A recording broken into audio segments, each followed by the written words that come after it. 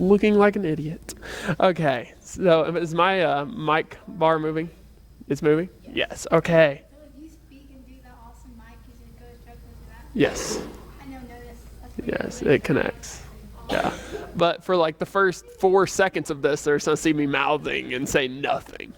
But we are back. Last week we had a week pause in our fruits of the spirit, but we are back. And can anyone remember we've done 2 fruits so far in our summer harvest? Can anyone tell me what they are? Love and joy. There we go. So we're actually going in order so far. I haven't went off yet. So can anyone tell me what comes after love and joy? I don't know them at all. Peace. There we go. Colby's got it. If you get me past peace, I'm not sure if I know them anymore. Love, joy, peace, kindness, patience. No. Love, joy, peace, patience, kindness, goodness, faithfulness, gentleness, and self-control. Woof. Round of applause. That was good. She's used to singing the song. Exactly how it is. Yeah, the song's where it's at. Yeah, the fruit of the spirit's not a grape and a banana and My book, the Bible, it was VeggieTales. no, I don't think it's VeggieTales. It's like a camp song. So now we are on to peace. This is a huge one. There are a lot of people looking for peace in this world right now, and they're looking in the wrong spots, and there's not much to be found where they are looking. I mean, if you think about it, people have been trying to find peace pretty much forever. You have, we have the Nobel Peace Prize. That's like a big deal that people get famous for, and I don't even know where it came from exactly, but doing peaceful stuff. I learned how it got made today. Yes, if this is true. It was from Tony Evans. He was talking about it a little bit. So the Nobel Peace Prize. This guy named Nobel back in the 1800s. Actually, Nobel. No, his last name was Nobel. Everything's named after somebody more than likely. Yeah, his name is Walt and Disney. But this guy by the last name of Nobel invented dynamite back in the 1800s. And so there's all this brand new stuff, like they could make roads and all this stuff with this dynamite, right? And then people decided that dynamite was awesome for fighting in wars and stuff and making explosives and killing people. And Nobel did not want that done with his stuff, but there wasn't nothing he could do about it. He invented dynamite and people were going to make it anyway. But at the end, with all of his fortune, he put it all towards the Nobel Peace Prize because he didn't like all the fighting that was happening with his dynamite. So he put all of his money towards that prize. So that's, yeah. But peace is something people have been striving for a long time. People want peace. And like I said, they look where there isn't much to be found. This world is not that peaceful of a place. I mean, I went through, on my way home from Florida, I went through Memphis. Memphis is not a peaceful town. Memphis, we had to detour because there was a broken bridge. We had to detour through downtown Memphis, and every single business you went by had razor wire on top of it, and you was like, oh, this ain't for me. I feel in danger. But you're not wrong.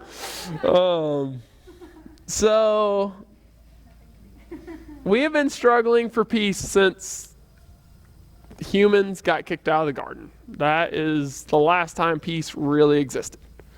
I mean, there was literally, as far as I'm aware, there might have been a few more, but there was one family on the planet and there had already been a murder created. Like, there was one family and only 4 people by name at that time. You had Adam and Eve, and then they had the twins, Cain and Abel, and Cain ended up killing Abel, thank you, with a rock. I mean, no, that's a rock. But back then, like, there wasn't anybody, so they would have had like kids with their siblings and everything. Because it wouldn't have jacked anything up back then, because there was literally nothing to jack up. Genetics really didn't matter then until they started actually having spread diversity. Yeah. It's how God created it though, so that the earth Yeah. Yeah, technically, long. Track it back to Adam and Eve. We're also Actually, incest didn't become against God's law until after Abraham. Yeah. Because technically, if you wanted to get technical about it, we're all connected to Adam and Eve, but once again, you would all be connected to Noah because humankind restarted after the flood.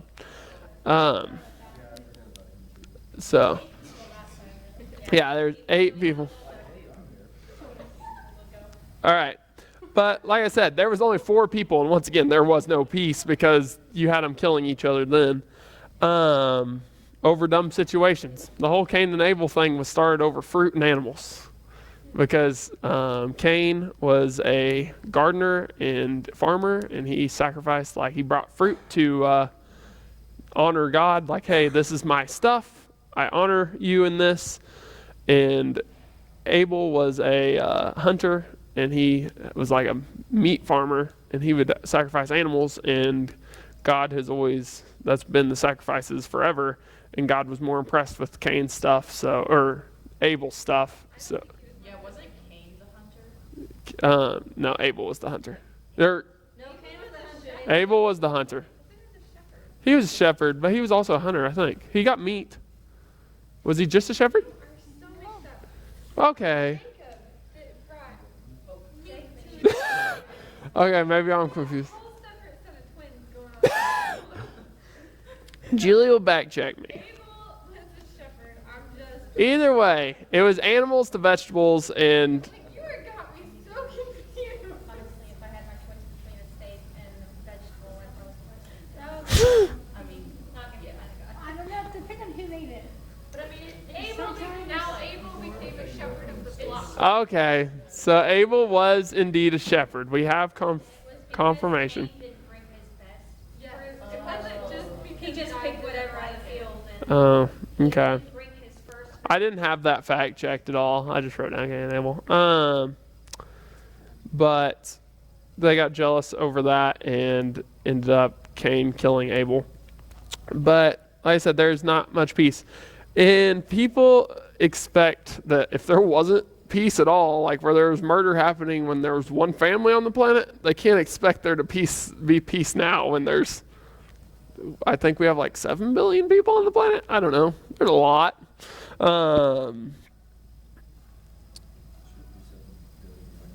I think it's 7 billion now. I'm not sure. But they can blame it on whatever they want. I mean, there's all kinds of stuff that people blame this whole peace on.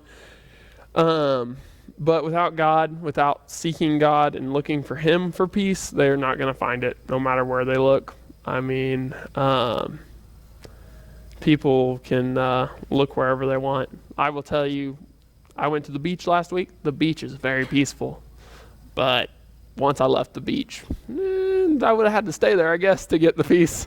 Because I went from the beach to Memphis. That was not peaceful. But let me find where I'm at. Yeah. And they can, like I said, they can blame all these different things on what takes away peace.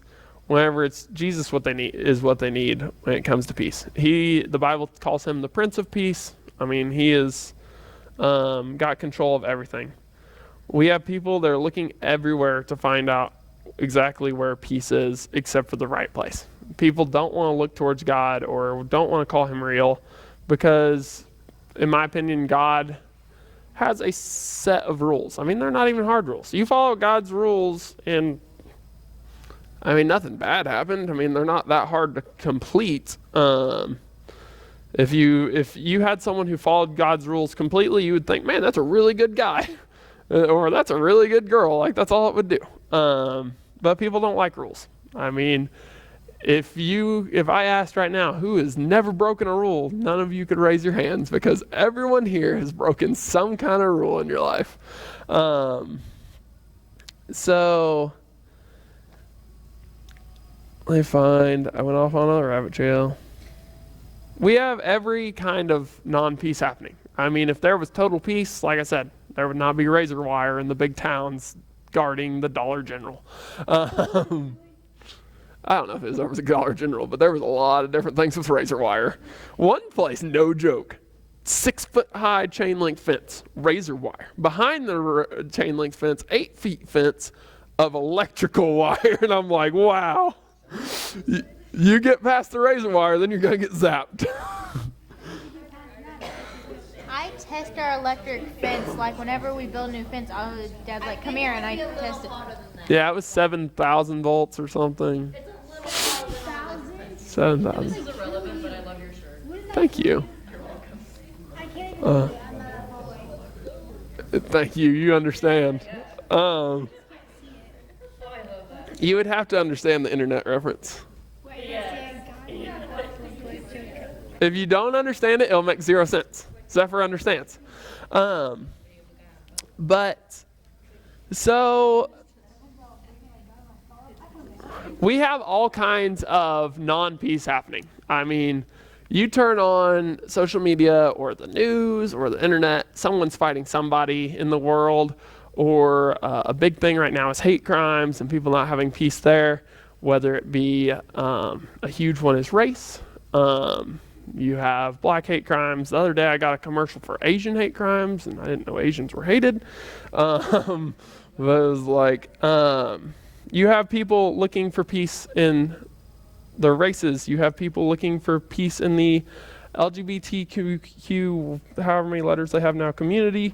You have people looking for peace in drugs, in alcohol, and none of these places is where you find peace. I mean, I have never seen at once. Last year we had some of the biggest riots that I have personally ever seen. I don't know if it's the biggest riots the country has seen, but there was people out trying to find peace for the black community by burning down a Wendy's somewhere. I mean, they burnt down a Wendy's at some point, and They burnt the whole city, basically. yeah, like Just a little one. They burned down Portland, Oregon, like that's a big city. it was around this time last year that was all happening, pretty much this time last year, but there was no peace found there. No matter what they were saying, whether it was peace or not, it was not peaceful. It didn't help anybody. People don't have peace. There's never been a time where alcohol in the long term has brought anybody peace. I mean, they can say, oh, I just need to relax, so I'm going to give me a drink here. Eventually, if you do that all the time and you think, oh, this is actually relaxing to me, and you continue and continue and continue, you'll eventually just be an alcoholic. Drugs are the same way. Even from the lighter drugs to the mess you up terrible drugs. I mean, people get hooked on simple prescription drugs, and they find no peace in that. There's people who ruin their lives. I seen someone the other day walking around Springfield who, she is the closest thing I had ever seen to a zombie. She was definitely not in her right mind. It was scary. I saw the funniest guy the other day. I was at Wendy's. This guy was like drunk. Not Wendy's. I was at Andy's. He was riding his bike and he was dancing. Getting ice Haley, cream. that was like last year. It was not. No, it wasn't. I mean, it was like 4 months ago. Not the other day, but it wasn't that long ago. I understand. I say the other day and mean 2 months ago, a year ago. the other day when I was 18. It's not this day, it's the other day. The other day, yeah. It was another day. Technically, it was another day in so much. So there's one. It was like, He was happy drunk. it was like 3 months ago. It was the He was a happy drunk. Yeah, But I, he asked me a question, I don't know what it was, and then he threw a fizz in the trash can and got it out. And continued playing with it. you can't throw away your frisbee. But all these things can end up destroying people when they're just trying to find peace. Me and Julie were raised with a grandma who was a drunk, and I'm sure at one point she was trying to find some peace. Julie can tell you, none of you know her, but she is not a very peaceful lady. She didn't find peace with that, and it never helped her out. Me and Julie was raised with one set of grandparents because the other ones were not very peaceful people and just not pleasant to be around. And one of them was a drunk, and the other one was just mean. I mean, he wasn't abusive mean when it come to actual physical, but I would say verbally, yes. But there was no peace there, and they, in my opinion, they probably tried to find peace. I mean, everyone, like I said, peace has been around forever. People have wanted it and can't find it when they're not looking in the right places. And it goes from all kinds of situations.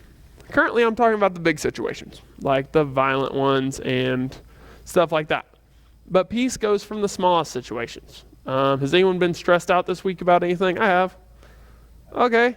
That is not peace. I mean, peace covers even those small things when you find it. So let me find where I'm at. Another thing that's huge, like I said, I've talked about drugs. Another one is people think they can find peace in money. Oh, if I could just have some more money, if I could just be rich, or if I had enough money to cover my debts and have a good time. Money does not bring you peace. Getting out of debt could probably bring you a little more peace, but money itself is not peaceful at all. It will just lead to disappointments. And everyone's striving towards that one. I mean, money's a huge one because has anyone heard like people talk about rich people, like, oh, if they would just give away a little bit of their money or help some cause. I've heard people say that, like, oh, if this rich person has all this money, why don't they do something with it? At that point, someone, whoever's saying that, I've heard people say that, they're looking for peace in someone else's money. It's not even their money at that time. Like, you're not looking in the right places. So I can claim any group I want. I mean, whatever those groups I want, I'm free to claim them. But like I said, none of them are going to bring you peace. And some of them are just straight up wrong. I mean, there is no reason whatsoever to get involved in drugs. Don't do that. It's not going to bring you peace. It's just going to jack you up. Money, I like. The money, people say money, it's evil. The Bible tells us money is not evil. The love of money is evil. So if money becomes the only thing you focus on, and that is the only thing driving you, that's when money is a sin. All these things are just things where people are trying to find peace in things that are not God. Some of the things that God does not like. I mean, God doesn't care about money. Obviously, God loves the blacks and the Asians. He loves everyone. He loves the white people too. But we try to find peace in all these things, but it's just a bad mistake. I mean, it's going to backfire on us every time. Another thing people do is we look for, especially when you get older, some of you guys are younger where you don't care, but some of you guys probably do. We end up looking to people for peace. The adult community loves to look at politicians for peace. Oh, it's great. I was driving around the other day and I seen someone with some of you guys wouldn't even remember this probably, but I seen someone driving around with a Obama Biden sticker. That's like 12 years old at this point or something. I'm like, I think you're holding on to that sticker a little long. But one of my buddies did say, well, one of them's still around. It's like, Biden's still in. But you can't look to peace for these people either. I mean, you still have people in their yards. You drive around right now, you still have people with Trump signs in their yard. I mean, Trump is not going to bring anyone peace. Yeah, I mean, it's fine if you got one. Sure, whatever. I'm not going to hate on you for it. But if you're depending on Trump or Biden, either one for your peace, you're going to be very disappointed because they're just two crooked dudes, no more peaceful than I am. And we also have, in Alabama, a big trend in Alabama I seen while I was driving through. Julie probably seen it too. There was a lot of signs that were presidential election signs, but instead of any election person, it just said A lot of them was either 20 or 2021, so they renewed them. I guess it's a thing down there, but there was a bunch of them. Just Jesus 2021. You didn't see any of them? There was several out, and I told my buddy Brian. I said, I'm voting for Jesus. He said, get my voter card. It's like, yes. But that's where they need to be looking. There was a lot of them too. I had never seen one in Missouri. I'm like, I need to find a store that's selling. Somewhere I can't. Just taking one. They won't be able to blame me if I steal the Jesus sign. It's fine. Just like I'm sure you could find that. like cover it in the back. Google it, you'll Yes. find it somewhere. Amazon has everything. I can paint one for you maybe. I can probably paint one for you. I mean, if you bring it to me, I'll put it in my yard. Make one with crayons. So, but there's a thing. Like I said, people do not appreciate Jesus. They don't want his peace because, like I said, there is rules when it comes to Jesus. They're not hard rules, in my opinion. They're not that hard, yet I tend to break them. I mean, everyone here, any Christian will probably tell you, oh, the rules aren't that bad. They aren't hard at all, which would be a true statement.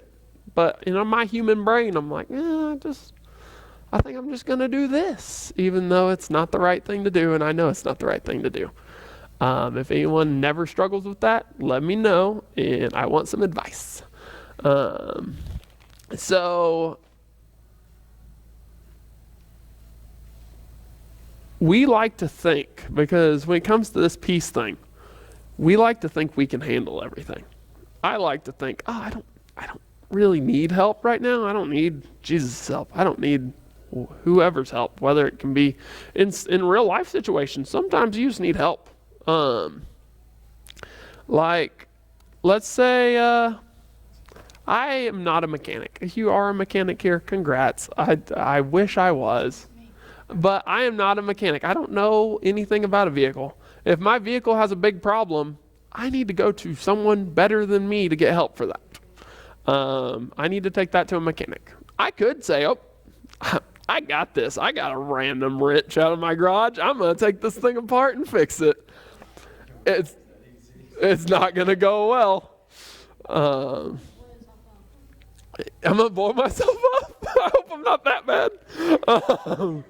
Okay, worst case scenario, I'm going to blow myself up according to Haley. Like the best case scenario is I'm good at health stuff. best. Okay, so after I blow myself up, you got me. You're going to fix. I don't feel like you'll be in one piece if you blow yourself. Best case scenario, if I tried to fix my vehicle, best case scenario is literally I didn't break it more.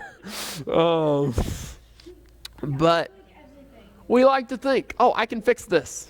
I can handle this problem. I have a problem in my life that's really stressing me out right now. I can handle it. I don't need to give this problem up. And we like to think that I can help myself. I am sorry to tell you this, but there is sometimes in life, there is situations in life that you can probably handle, but there are some situations you cannot handle. Those situations are going to tear you apart and put you in this, like I mention it a lot, but I mention it because it's a problem nowadays, but depression is a thing. And I think a lot of people try to handle their own situations until they get into some depressed state where they struggle to even get out of bed in the morning because what's the point at this time? Because I can't handle it. And sometimes you just got to give it up. You got to think to yourself, I can't handle this. And you got to depend on God because God can handle stuff.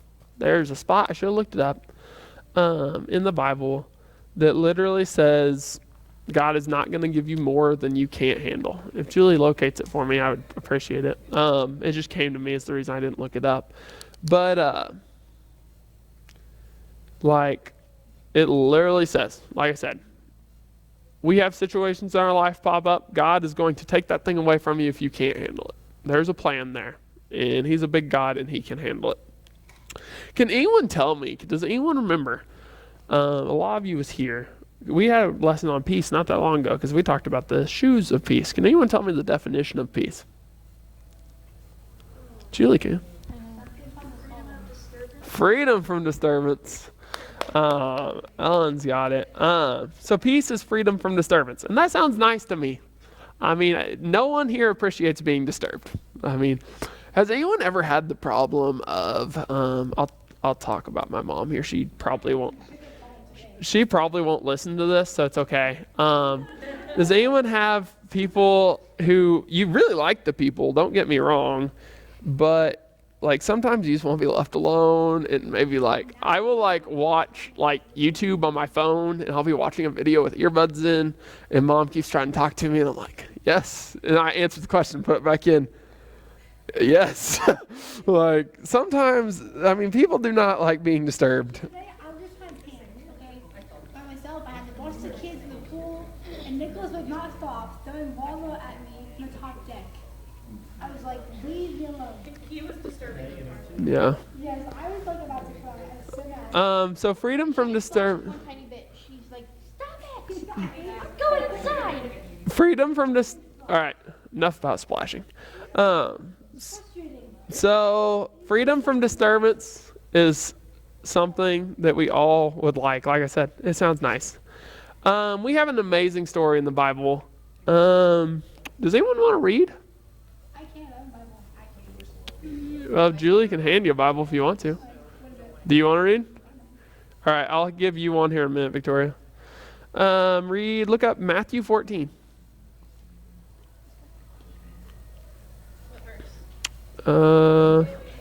Haley's got this one, but you can read along if you want. 22.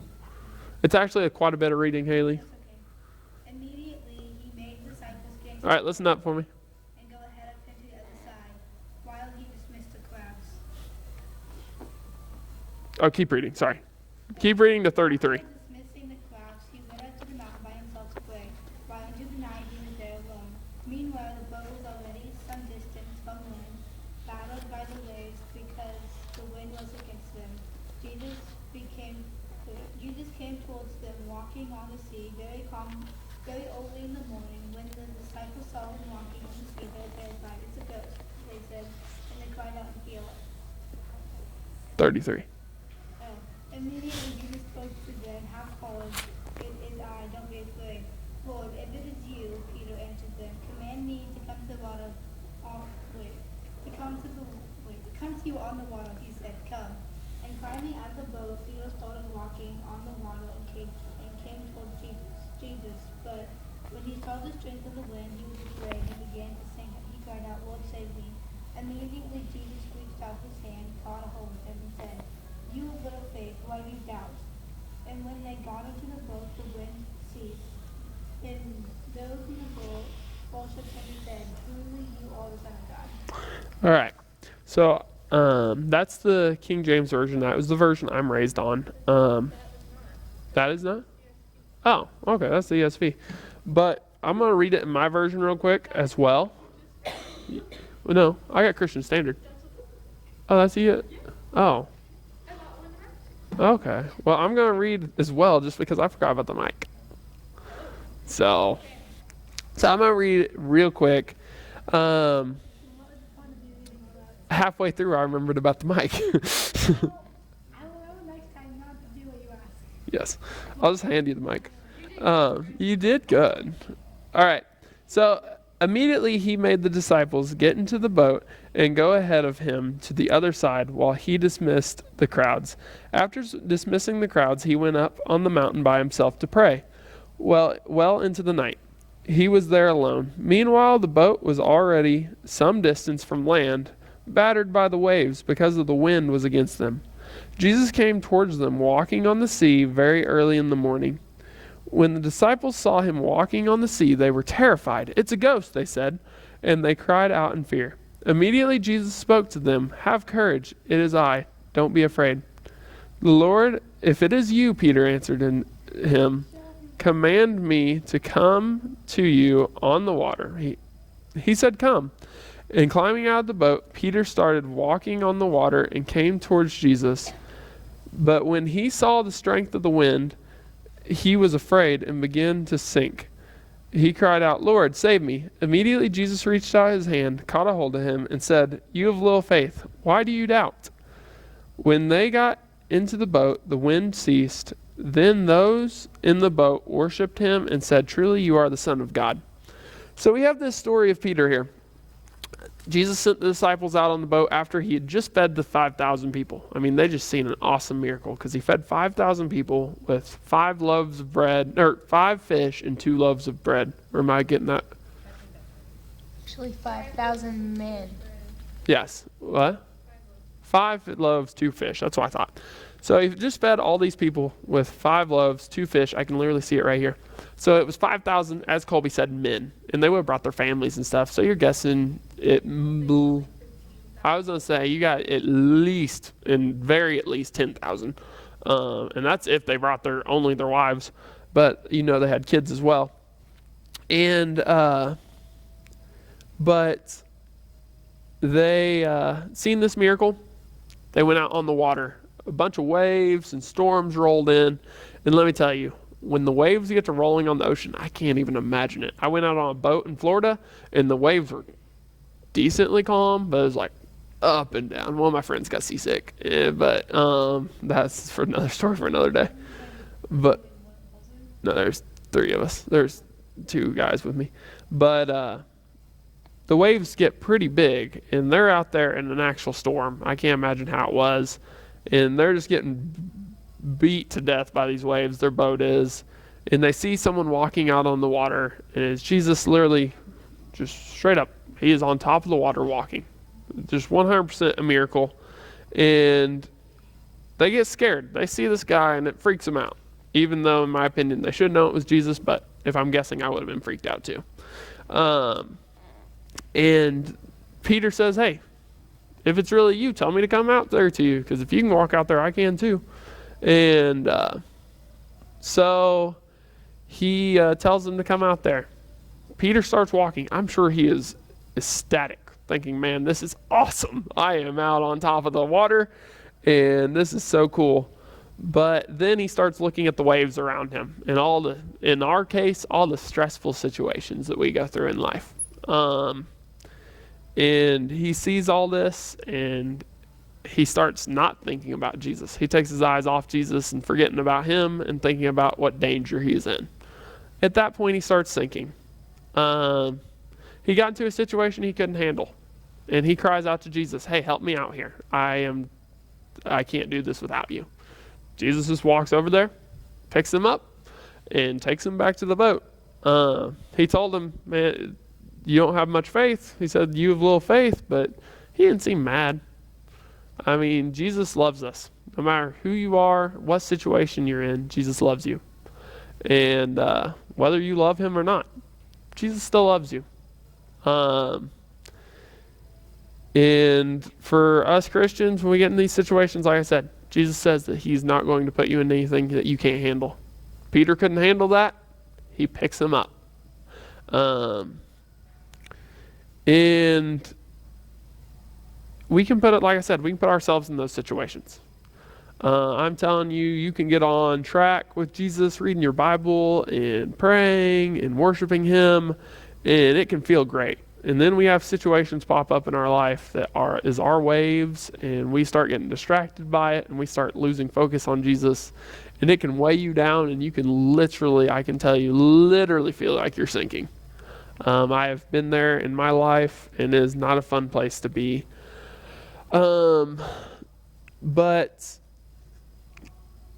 we have Jesus who can do this, like who can walk on water, feed the 5,000, yet we still worry. And worry is the opposite of peace. I do it too. Like I said, I don't know, I guess it's human nature to worry because everyone I know does it. But, and I can personally, I don't know about you guys, but I can worry about the dumbest stuff sometimes. Some stuff that's like, nah, it ain't going to affect me, but I still worry about it. It's like, that was a waste of my time. So when I have a big problem I got to turn to Jesus to fix it. Like I said, I can't do it on my own. Like I said, I can try to fix it. It'll just end up with me even more stressed and more of a wreck than before. Like I said before with the mechanicking, it's the same situation. If I tried to go fix my vehicle right now and tear into it hardcore, I'm going to end up breaking it more than likely, or losing something. And it's going to make it into a bigger problem when I could have just gave it to someone else. Hey, can you fix this for me? And a mechanic, great thing about them is they've seen about anything. They don't worry about it. They're like, oh, easy, your alternator's out. And I'm like, what's an alternator?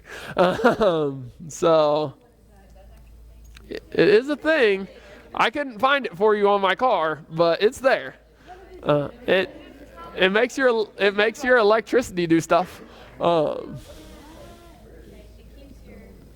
It recharges your battery, I think. Don't quote me on that. I'm not a mechanic. I don't think that's what. I think it helps charge your battery. If your alternator goes out, yeah. I got Logan. He's a mechanic. But like, it can turn into a big problem in our life when we have these situations that we try to handle. If we can give it to Jesus, like I said, the mechanic is trained. He's not worried about my alternator. He knows exactly how to fix it. Jesus has been around. God has been around the entire time the world has been around. He has not seen a situation that I'm going to go through. He has not seen a situation that I'm going to go through. There isn't a situation that he sees. He's like, ooh, that's new. I wasn't expecting that one. Oh, you're going to have to give me a few days to figure that one out. No, God's like, oh, yeah, I can fix that for you. Yeah, I can fix that again. I've done that before.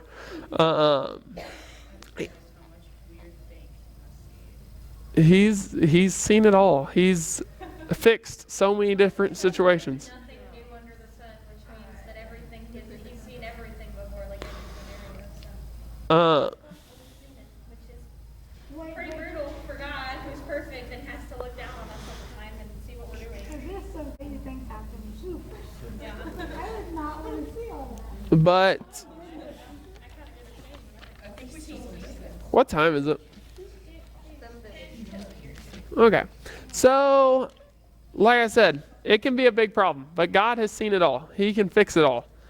But you have to turn it over to him. I have always said, some of you guys are newer, but one of my big things I've said for a long time is that God will let you fool around with your own problems if you don't want to give it to him.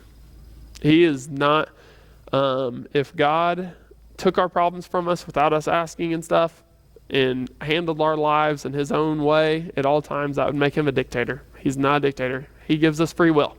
I can do what I want.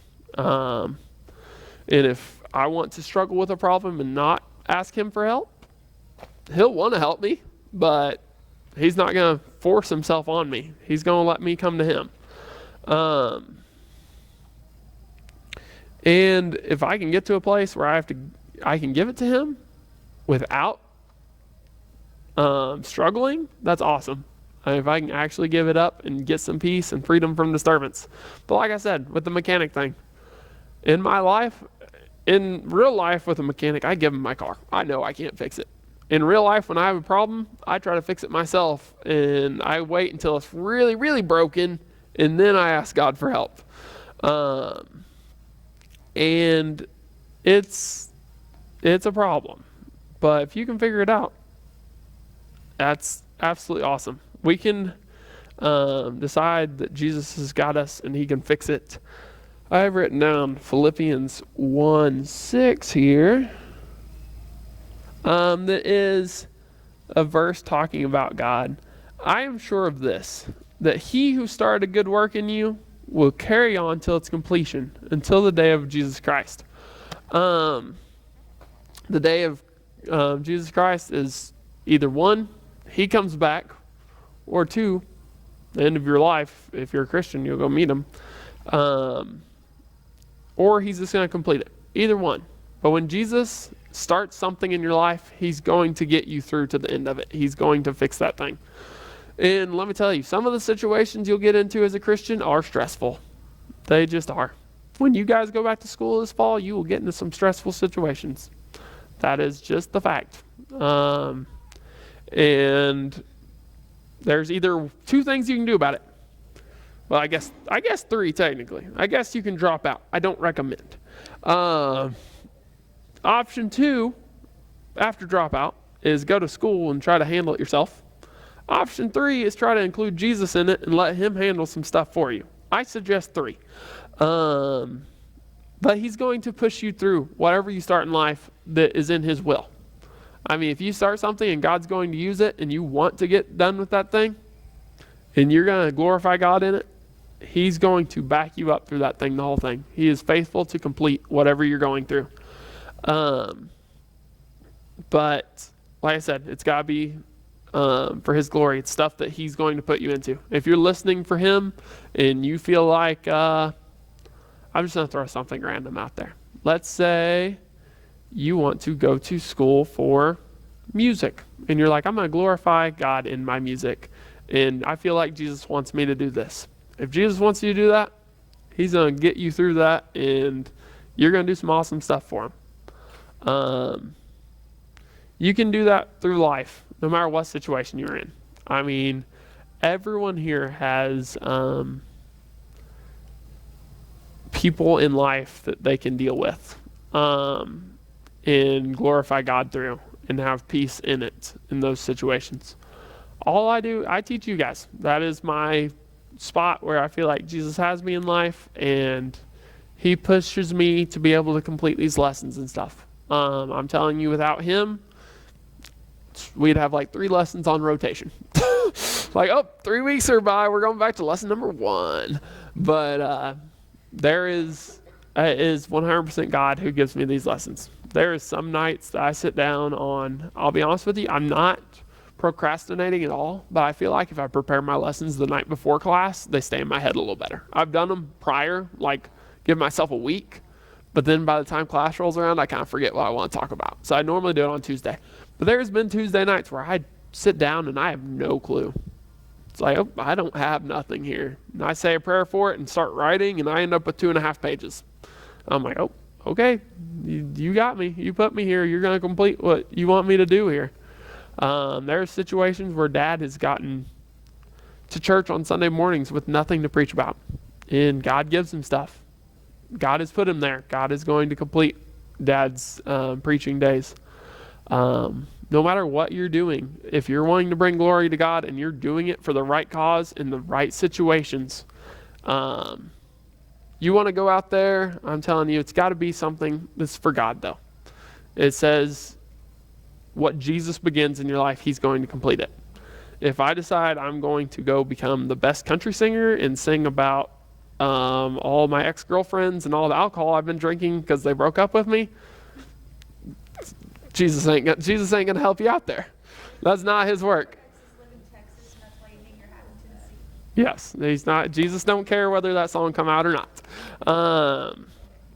And it's got to be for Jesus, and we can have hope in that. I mean, we can have our peace through that, because life puts us into some seriously unpeaceful situations.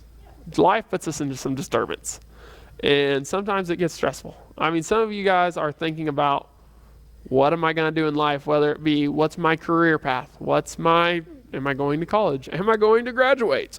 And if we're seeking Jesus in those things and wanting to thrive for him, we ain't got much to worry about. Am I telling you that's going to take away your worry? It should. Am I telling you it's going to? Nope. Because I ain't figured it out yet. Once you figure it out, like I said, come, give me advice. Because I would love to know. When you guys figure out this peace thing completely, let me know. I'd love to talk about it to you. But if we can put our faith in Jesus, I mean, I'll tell you about a thing real quick towards the end of class here. During Florida, when I was there for a week, I'll tell you, Florida was amazing. I loved it. Creating memories with my friends, and I wouldn't trade it for anything. But in all the excitement and stuff, I will tell you, I kind of put God in the back seat. It was hard to focus on God when all this great, fun stuff was happening, when I didn't really need him. And by the end of the week, I could tell. I could tell that I hadn't done anything wrong. It was just my spirit could feel like I'm missing something here. And I went out on the beach that last night. I was like, I need to just go out. The guys were hanging out in the condo. They were playing PlayStation or something. And I was like, "All right, guys, I'm going to go down to the beach." And they're like, "Okay, whatever." And it was dark. And I went out there and there were storms had just passed through. And there's these storms out on the ocean. I got a video of it if anyone wants to see. But there's lightning flashing across the ocean, coming down, striking the water and stuff. It was far enough out that it wasn't going to bother me. I could just hear low rumbles and stuff. But it was just beautiful. The water was washing up.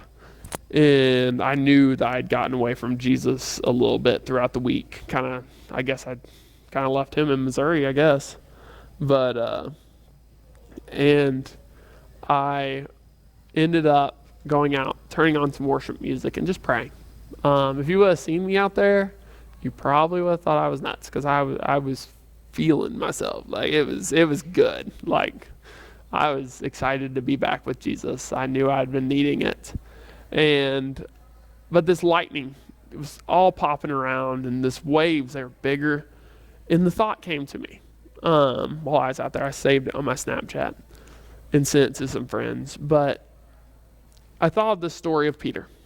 God walks on these waves. Jesus can walk on waves and calm storms. Jesus calms these big old ocean storms in the Bible with just his voice. He tells them to be still. The waters just fall silent. And it's just insane to me that God can create these storms. You should have seen it. I mean, out on that water where there's nothing stopping it and no trees, like you can see everything happening. They're huge. And it wasn't even a big storm, but it's impressive. And God can create this powerful storm and calm it with his words. Walk on the water. Yet, he looks at me in my life and thinks, that one right there, that's the one I want. He looks at you guys. He knew when you was born. He looked at you and thought, I have a plan for that one. And he knew exactly where you would be today. He knew exactly that you'd be sitting here. He knew exactly what you went through in life. He's got a plan for you, like I said. It's just insane to me that he looks at me. I'm going to tell you guys, in my past, I was a bit of a mess growing up. I hid a lot of stuff in my past, and you can't hide anything from God. But God's seen through all that. He said, that's the one I'm going to use to do stuff. God looks at you no matter what's in your past and thinks, I'm going to use that person.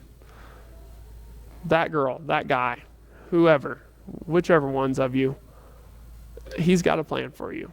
And you can have peace in that. There is peace to be found in that, because I'm telling you, if you think to yourself, I need to find my plan and figure it out myself, you're not going to have any peace in that situation. You're going to sink in those waves. You got to have faith and trust in God that he's got you and that he's going to take you through this path that you're on. If I could have everyone just bow their heads for me and close their eyes and no looking around for me, please and thank you. So I just have a couple questions for you guys tonight. My first question is, if you are having trouble just in those little situations in life that peace is not for you, someone care to grab that and just tilt it up towards the ceiling for me? Just up, all the way. Yep, there we go. That worked. Thank you. But if you're in those situations where peace is hard for you to find and you struggle with it, there is things in your life, whether it be big or small, that just kind of pester you and pick you apart, and you want to start trusting Jesus in those situations in your life, those situations where you need peace. I just ask you, I'll explain it for my newer ones, but when I ask you to raise your hand, all I'm saying, raising your hand does not tell me that, oh, I did good tonight. 3 people raised their hand. Raising your hand tells me that, or it doesn't tell me, it tells you that you're doing something physical on the outside of your body to tell yourself, hey, I'm serious about this. I want to do better in my life in this situation. It just puts something you literally have to do instead of just sitting there and thinking, oh, that's a good idea.